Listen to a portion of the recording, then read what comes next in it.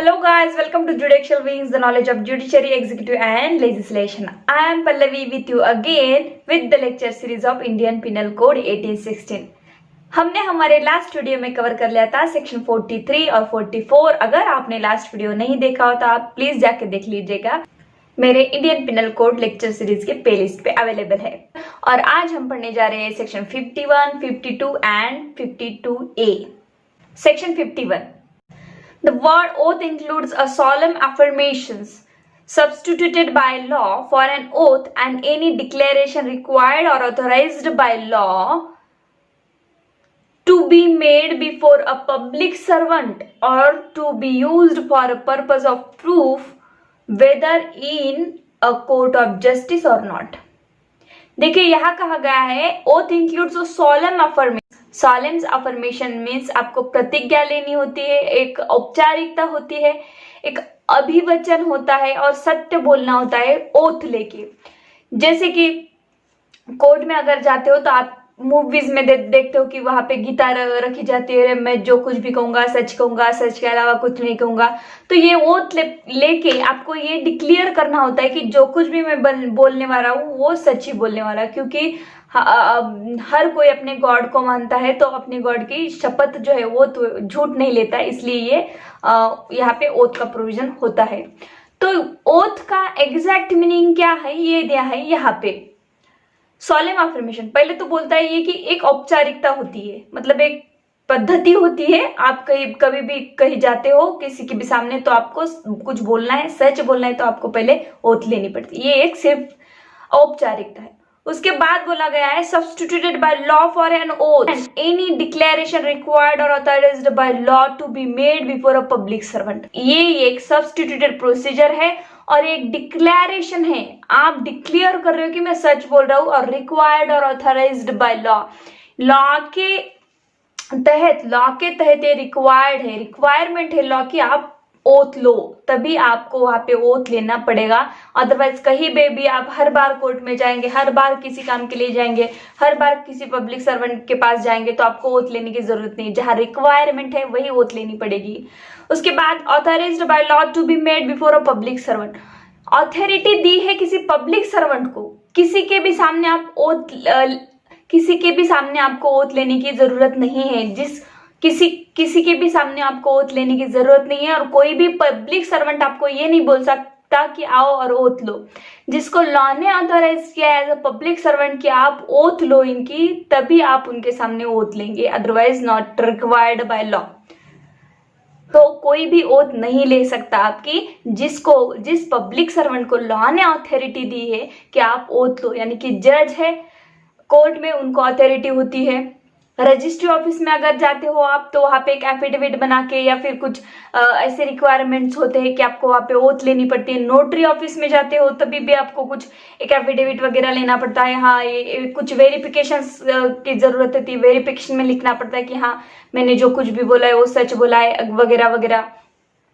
तो यहाँ पे ओथ की जरूरत होती है, वही आपको ओथ लेने के लिए बोलते हैं। अदरवाइज कहीं भी आपको ओथ लेनी नहीं पड़ती और किसी भी पर्सन को ये अथॉरिटी नहीं दी जाती।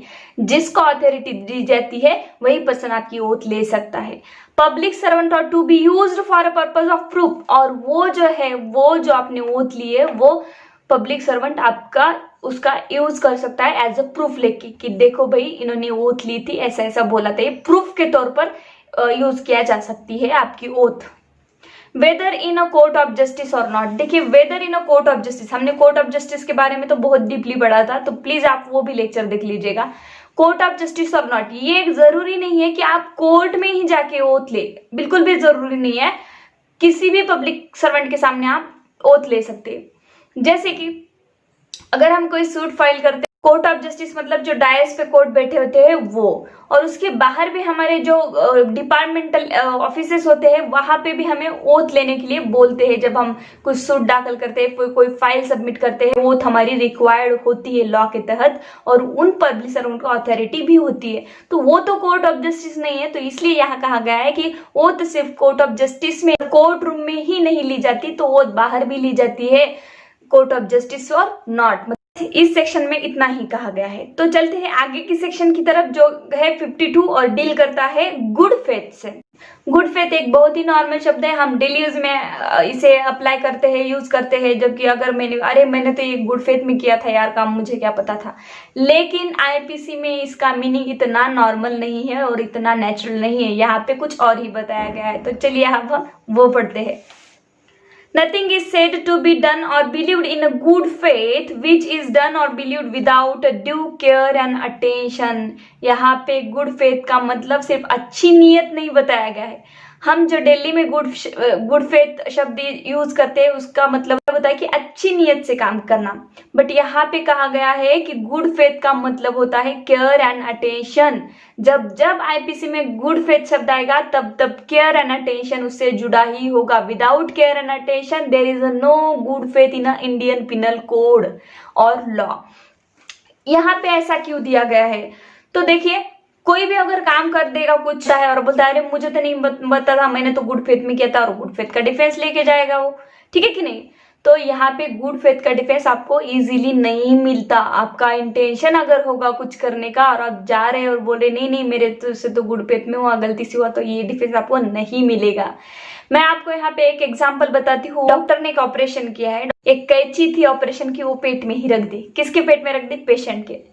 बाद में उस पेशेंट ने सूट फाइल किया किस पे? डॉक्टर पे। डॉक्टर क्या बोलता है, सर मुझे तो उतना पता नहीं था, मैंने तो गुड फेथ में ही किया, मैंने थोड़ी ना जानबूझ के किया है। तो फिर अगर इंटेंशन ही नहीं तो डॉक्टर को कोई पनिशमेंट मिले?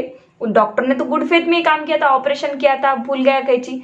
तो यहाँ पे आईपीसी में स्ट्रिक्टली बताया गया है गुड फेथ का मतलब है केयर एंड अटेंशन। मतलब आपको ड्यू केयर और अटेंशन, मतलब कोई भी काम करना है तो लक्ष्य पूर्वक करना है, आपको ध्यान से कोई भी काम करना, गुड फेथ में किया हुआ काम माना जाएगा। अदरवाइज आप कभी भी बोल दोगे कि नहीं मेरे से तो हो गया, गुड फेथ था मेरा, तो ये नहीं चलेगा। जब भी गुड फेथ का आप डिफेंस लेते हो तब ये देखा जाएगा कि आपने प्रॉपरली केयर उस चीज की थी, ठीक है कि नहीं, और आपने अटेंशन यानी कि ध्यान से वो काम किया था जहां पे आपकी ड्यूटी थी गुड फेथ में काम करने की। ध्यान से केयर एंड अटेंशन आपका वहां पे देखा ही जाएगा। Without care and attention there is no good faith defence in IPC.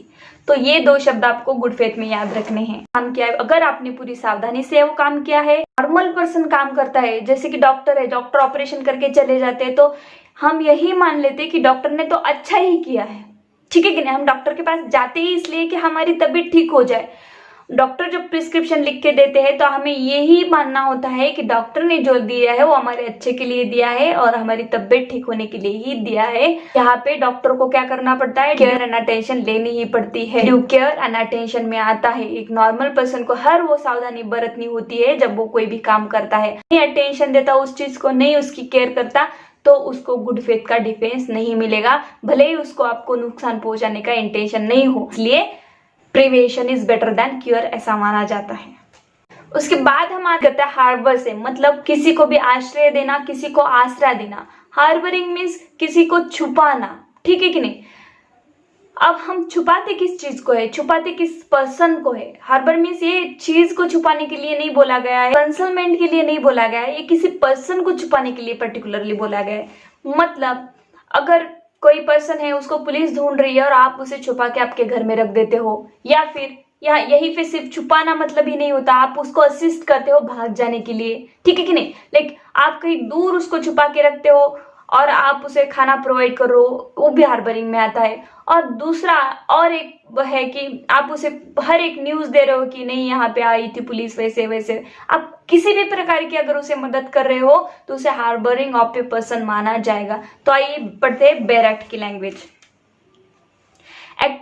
Section 52A harbour except in section 157 and in section 130 in the case in which harbor is given by the wife or husband। ये line हम बाद में पढ़ेंगे, पहले हम harbour का मतलब जान लेते हैं। of a person harbor, the word harbor include the supplying of a person with a shelter, food, drink, money, clothes, arms, ammunitions और मीन्स ऑफ कन्वीनियंस। अगर शेल्टर मतलब आप किसी को भी शेल्टर रहने के लिए जगह देते हैं तो उसे हार्बर कहा जाएगा।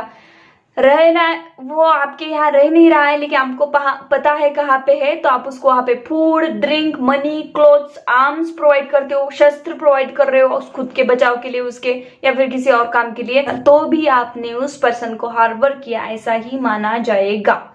उसके बाद एमिनिएशंस का मतलब होता है कुछ गोला बारूद वगैरह प्रोवाइड कर रहे हो आप उसको, तो भी उसको हार्बर माना जाएगा। और मीन्स ऑफ कन्वेंस मीन्स आप ऐसा कोई वाहन प्रोवाइड कर रहे हो, या फिर ट्रेन की टिकट निकाल के दे रहे हो, एयरप्लेन की टिकट निकाल के दे रहे हो, या फिर ऐसा वाहन प्रोवाइड कर रहे हो कि एक जगह से वो दूसरी जगह जा सके, तो इसको भी हार्बर ऑफ ए पर्सन माना जाएगा। और the assisting a person by any means, और किसी भी दूसरे तरीके से उसको मदद कर रहे हो छुपने के लिए, भागने के लिए, तो उसको हार्बर कहा जाएगा। Whether of the same kind as the enumerated in this section और नॉट, द इवेड अप्रहेंशन। कोई फर्क नहीं पड़ता कि इस सेक्शन में जितने भी शब्द दिए, इस सेक्शन में जितने वर्ड दिए हैं और इतना हार्बर का डेफिनेशन दिया है, उसके आगे जाके भी आप कुछ अलग करते हो तभी भी उसको हार्बर ही माना जाएगा। ये जरूरी नहीं कि इस सेक्शन में जो फूड, ड्रिंक, शेल्टर उतना ही दिया है तो आप उतना ही कर रहे हो, तो ये जरूरी नहीं। आप हो सकता है इससे आगे जाके भी आप किसी और प्रकार से उसकी मदद कर रहे होगे, तब भी क्या माना जाएगा, आपने उस पर्सन को हार्बर किया ऐसा ही माना जाएगा, और उस पर्सन को हार्बर्ड पर्सन कहा जाएगा। आगे कहा गया है to evade apprehension. To evade apprehension means उसका अप्रहेंशन होने से आप क्या कर रहे हो, बचा रहे हो, बचाने के लिए प्रयास कर रहे हो, तो इसे हार्बर कहा जाता है।